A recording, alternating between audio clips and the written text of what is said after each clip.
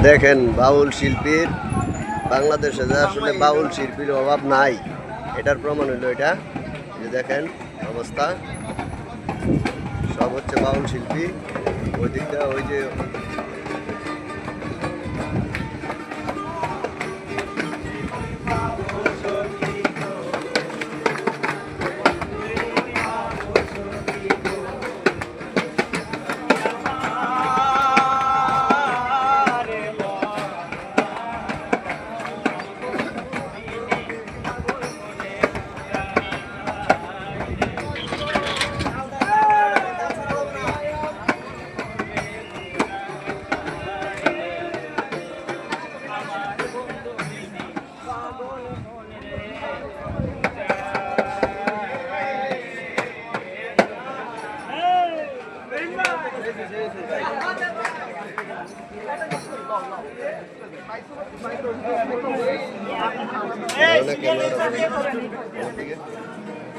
মিজানুর রহমান কাঞ্চন ভাই অডিশন দিতে পারাইছে।